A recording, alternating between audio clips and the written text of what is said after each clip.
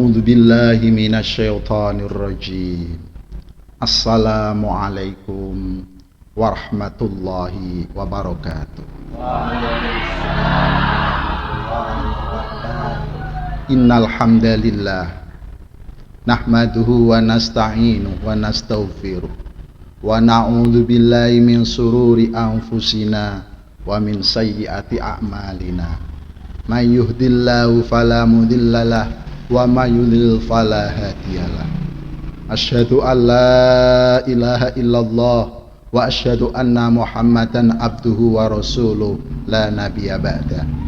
Allahumma shalli wa sallim ala sayyidina Muhammad fatihil lima ulik wal khatimi lima sabaq nasiril haqqi bil haqq wal hadi ila siratikal mustaqim wa ala alihi wa ashabihi haqqa qadrihi wa miqdaril azim. Amma ba'd. Hadirin hadirat yang berbahagia, sebelum kita mengaji bersama, terlebih dahulu kita bersama-sama panjatkan rasa puja puji syukur kehadirat Allah Subhanahu wa ta'ala atas limpahan taufik hidayah serta inayahnya, serta kita senantiasa masih dimudahkan kaki kita untuk melangkah ke tempat yang baik, ke majlisul khair, dan dalam keadaan sehat walafiat. Mari kita ucapkan bersama-sama sebagai rasa syukur kita kepada Allah dengan ucapan Alhamdulillahirabbil alamin. Sholawat seiring salam senantiasa tercurahkan kepada junjungan kita Nabi Agung Muhammad sallallahu alaihi wasallam. Mudah-mudahan kita semua diakui sebagai umatnya, khairu min ummatih, dan mudah-mudahan kita semua mendapatkan syafaatnya dengan ucapan dan doa Allahumma sholli ala sayyidina Muhammad. Hadirin hadirat yang berbahagia, langit adalah makhluk Allah, bumi adalah makhluk Allah, gunung adalah makhluk Allah, serta angin adalah makhluk Allah. Semuanya itu tidak akan bisa bergerak kecuali Allah lah yang menggerakkannya. Maka dengan itu marilah kita pandai-pandai untuk memohon kepada Allah, pandai-pandai untuk mensyukuri atas nikmat Allah, supaya kalau angin itu datang tidak berlebihan sesuai dengan kapasitas, supaya datangnya tidak seperti tornado ataupun lesus. Begitu juga air adalah makhluk Allah, itu pun tidak bisa bergerak kecuali Allah lah yang menggerakkannya. Dan juga marilah kita harus berhati-hati memohon kepada Allah, meminta kepada Allah, supaya ketika air itu datang kepada kita pun juga berlebihan, supaya tidak terjadi banjir bandang sesuai dengan kebutuhan kita. Api adalah makhluk Allah dan tidak bisa berkobar, tidak bisa panas kecuali dengan qadroh dan iradanya Allah. Kita harus pandai-pandai meminta kepada Allah, bersyukur kepada Allah, memohon kepada Allah supaya api datang kepada kita tidak berlebihan, sehingga tidak terjadi si jago merah atau membakar lingkungan kita. Hadirin hadirat yang berbahagia, fenomena bencana yang berkorelasi dengan kufur nikmat. Mundur ke sedikit, kita membahas mengenai korban yang mana dicontohkan kepada Nabiullah Ibrahim alaihissalam. Mereka adalah, dan Nabi Ibrahim adalah orang yang kaya raya, yang pada saat itu mengorbankan 300 ekor unta. Kemudian tidak hanya itu, kambing sampai 1000 ekor. Apakah ada di zaman sekarang saudagar kek, miliarder kek, orang sekalipun kaya, tidak sampai yang jumlahnya sampai beribuan ekor, beratusan ekor. Kemudian di saat itu Nabiullah Ibrahim alaihissalam mengorbankan 300 unta dengan ditambah 1000 ekor kambing. Di saat itu dikorbankan, disembelih, dibagi-bagikan sampai habis, tidak tersisa sedikit pun. Dengan itu ahli langit pun, ahli bumi pun memuji kepada Nabiullah Ibrahim alaihissalam karena kedermawanannya, karena keagungannya, sehingga dengan itu Nabiullah Ibrahim alaihissalam timbul dan keluar sifat manusiawinya. Lalu apa yang dikatakan Nabiullah Ibrahim alaihissalam setelah disanjung-sanjung, setelah dipuji-puji, setelah didamba-damba terhadapnya? Lalu Nabiullah Ibrahim berkata di saat itu, jangankan hanya unta, jangankan hanyalah kambing, seandainya Allah Subhanahu wa ta'ala memerintah untuk menyembelih anak, niscaya akan aku kurbankan. Maka dengan perjalanan waktu, hari demi hari, bulan demi bulan, tahun demi tahun, karena pada saat itu memang Nabiullah Ibrahim lama tidak dikaruniai anak atau keturunan. Kemudian Allah Subhanahu wa ta'ala mengaruniai anak, menganugerahi anak, lahirlah Nabiullah Ismail alaihissalam antara Nabiullah Ibrahim dengan Siti Hajar. Keluarlah Nabiullah Ismail alaihissalam. Berjalannya waktu, berjalannya tahun, menginjak usia dewasa, kemudian Nabiullah Ibrahim di saat itu tidur. Allah Subhanahu wa ta'ala mewahyukan lewat malaikat Jibril alaihissalam. Kemudian Nabiullah Ibrahim mimpi. Dengan wahyu tersebut tidak hanya 1 kali, 2 kali, 3 kali, yang mana isinya diperintahkan untuk menyembelih anak kesayangannya. Dengan berpikir, dengan mengangan-ngangan, ini 1 kali, 2 kali, 3 kali. Dan saya yakin, ainul yakin, hakul yakin, kata Nabiullah Ibrahim, ini bukan dari setan, akan tetapi ini memang benar-benar perintah dari Allah Subhanahu wa ta'ala. Kemudian diisukan harinya, Nabiullah Ibrahim alaihissalam menemui istrinya, yaitu Siti Hajar. Wahai mami, kalau anak orang sekarang seperti itu ngetrennya. Ada apa papi? Tolong anak kita Ismail didandani, dimandiin, dan tolong dikasih pakaian yang paling bagus. Lalu Siti Hajar melaksanakan apa yang telah diperintahkan dari suami tercintanya.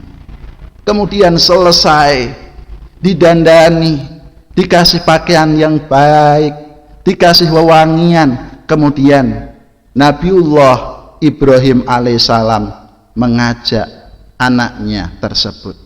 Lalu wajarlah seorang istri bertanya kepada suaminya, wahai papi, kok tidak seperti biasanya? Di pagi-pagi amat engkau mengajak anakmu, mau engkau ajak kemana wahai papi?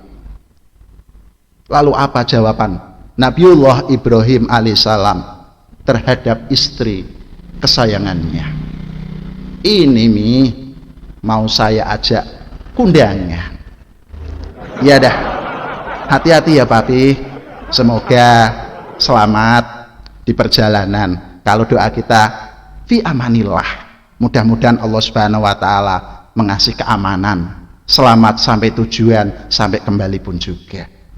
Kemudian Nabiullah Ibrahim alaihissalam bergegas mengajak anak kesayangannya, yaitu Ismail alaihissalam, yang di saat itu Nabiullah Ibrahim menggandengnya menuju ke Jabal atau sekarang kita sebut namanya gunung. Sampai di sana iblis tahu tentang perbuatan apa yang mau dikerjakan oleh Nabiullah Ibrahim alaihissalam. Berpikir ini iblis memang tugasnya atau kerjaannya menggoda meridu kepada hamba-hamba Allah subhanahu wa ta'ala. Wah, kacau nih kalau seperti ini, bisa-bisa nanti neraka kosong atau kurang penghuninya ini. Wah, kacau. Tugas kita berantakan ini, di sana nggak dapat teman nanti. Akhirnya meridu menggoda kepada Nabiullah Ibrahim alaihissalam. Wahai Ibrahim, apa yang mau engkau lakukan? Mbok mikir, kok ya lama nggak punya anak kok. Dengan perjuangan seperti itu kok tiba-tiba engkau mau menyembelihnya. Dengan bahasa Al-Quran, wa inilakum minan nasihin. Memang seakan-akan itu dia mengasih nasihat, tapi tujuannya adalah untuk menggagalkan daripada niatan Nabiullah Ibrahim alaihissalam yang memang benar-benar perintah dari Allah subhanahu wa ta'ala. Kemudian apa kata Ibrahim? Karena ini perintah dari Allah subhanahu wa ta'ala, siapapun yang menghalanginya, walaupun engkau berbondong-bondong untuk mencegahku, niscaya aku tidak akan menghiraukan sedikit pun apa yang kau katakan. Ini karena yakin dan hakul yakin memang benar-benar perintah dari Allah subhanahu wa ta'ala. Waduh. Iblis bilang gitu. Ini keimanan seperti ini luar biasa.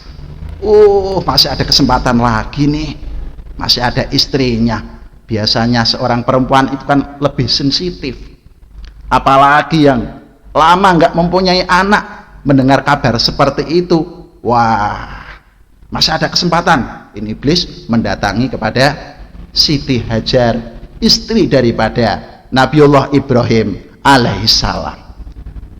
Kemudian iblis mendatangi daripada istri Nabi Ibrahim alaihissalam. Wahai Siti Hajar, tahukah engkau apa yang mau dikerjakan suamimu?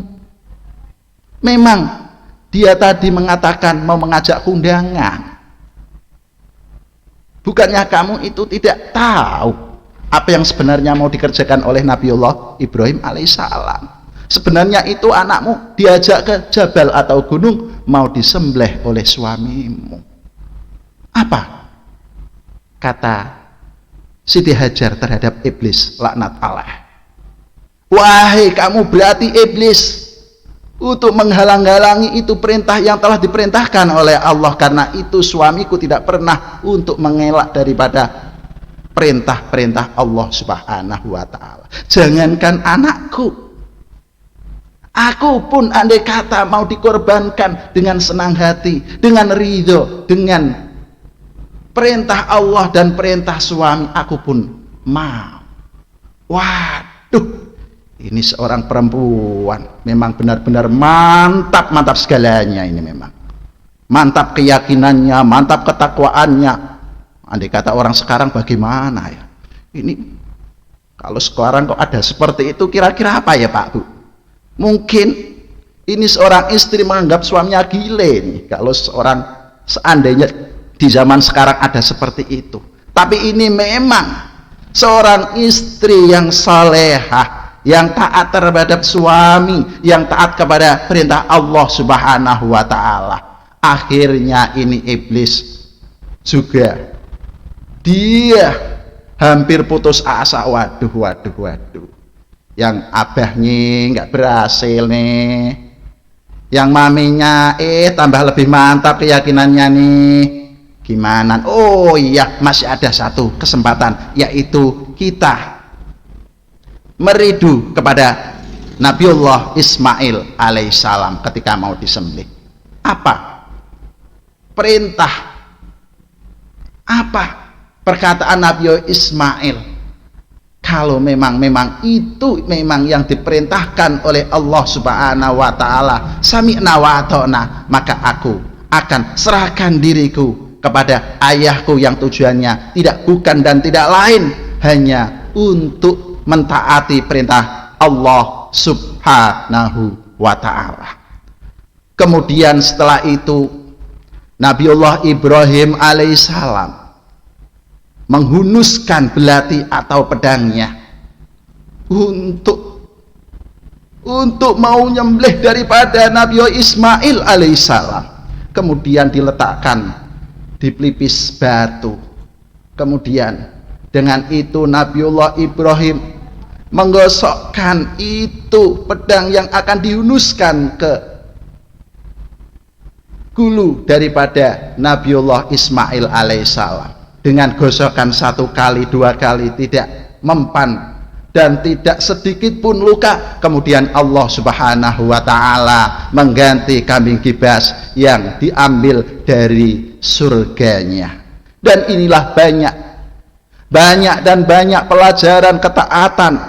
1. Dan juga di sini banyak kesimpulan konklusifnya apa di dalam ibadah yang berkaitan dengan korban tersebut. Di samping ketaatan juga di situ ada nilai untuk menolong sesamanya, terutama saudara-saudara kita yang mungkin di situ belum pernah makan daging. Dengan adanya korban dengan secara cuma-cuma hanya untuk mendapatkan ridho dari Allah Subhanahu wa ta'ala, sehingga saudara-saudara kita bisa merasakan itu daging, baik daging kambing atau daging korban binatang yang memang di situ disyariatkan untuk dipersembahkan. Korban bukan tujuannya untuk mencari ridho Allah Subhanahu wa ta'ala. Inilah terjadi beberapa pelajaran.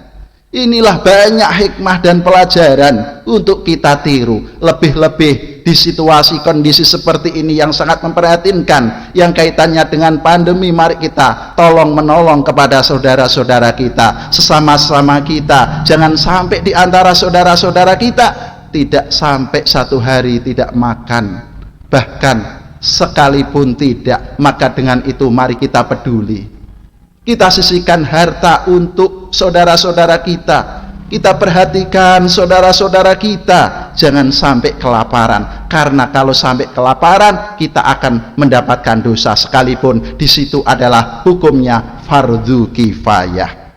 Saudara-saudara hadirin yang berbahagia, dan marilah kita jangan bosan-bosan untuk kita senantiasa memohon kepada Allah Subhanahu wa ta'ala.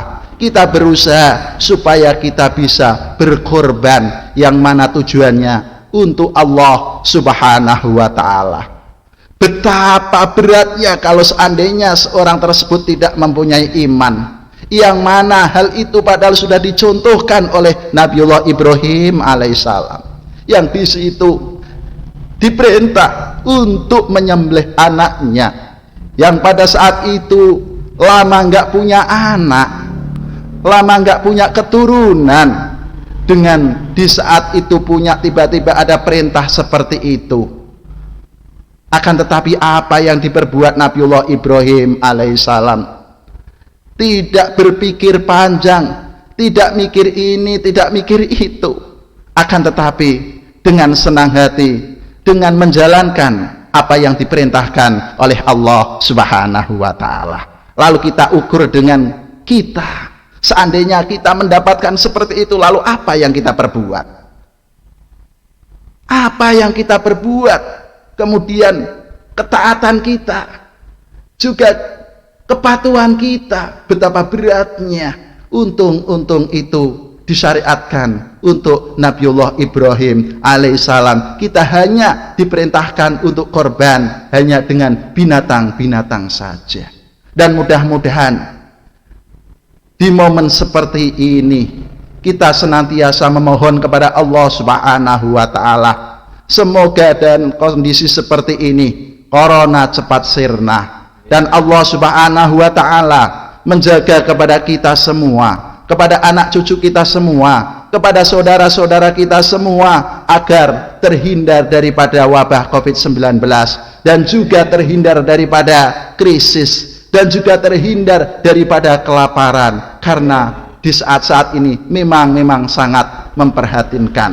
Dan himbauan kami, mari kita semangat, kita bangun imun dan iman kita. Tidak hanya imun saja, tapi juga iman kita kepada Allah Subhanahu wa Ta'ala. Jangan sampai kita drop karena ajal sudah ditetapkan Allah Subhanahu wa Ta'ala. La yastakhiru wa la yastaqdimun. Tidak bisa diajukan, begitu juga tidak bisa diundurkan. Karena hal itu kita juga sekalipun kita harus ikhtiar, itu memang wajib. Dan setelah itu kita tawakal. Dan mari kita bersama-sama memohon kepada Allah Subhanahu wa Ta'ala, ya Rabb, jauhkanlah kami dari musibah, jauhkanlah kami dari bencana, jauhkanlah kami dari fitnah, jauhkan kami dari hal-hal yang tidak baik ya Allah. Anak-anak cucu kami semua ya Allah, saudara-saudara kami semua ya Allah, nusa dan bangsa ini ya Allah, angkatlah penyakit-penyakit itu ya Allah, sehingga kami semua akan konsentrasi, bisa fokus dalam menyembahmu, dapat fokus dalam mencari nafkah, dapat fokus kami beribadah, baik sifatnya mahdhuh atau ghairu mahdhuh. Rabbana dzalamna anfusana wa illam taghfir lana wa tarhamna lanakunanna minal khasirin. Allahumma shalli wa sallim ala sayyidina Muhammad sayyidil awwalina wal akhirin wa sallim radhiyallahu tabaraka wa ta'ala an kulli sahabati sayyidina Rasulillah ajmain. Alhamdulillahi rabbil alamin hamdan syakirin hamdan naimin hamdan yuwafi ni'amahu wa yukafi'u mazida. Ya Rabbana lakal hamdu kama yanbaghi li jalalika wa 'azimi sultanik.